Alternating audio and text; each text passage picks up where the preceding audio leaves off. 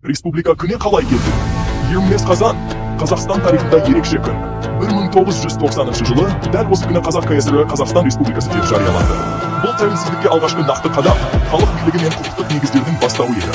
Сол сәттен кейін еліміздің егемендігі артып, 1991 жылғы толық тәуелсіздікке жол ашылды.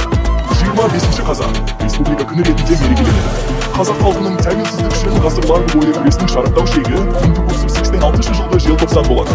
19 желтоқсанда мыңдаған адам шетелден тағайындалған басшыға қарсы шықты. Қатаң талауға қарамастан, халық тоқтаған жоқ.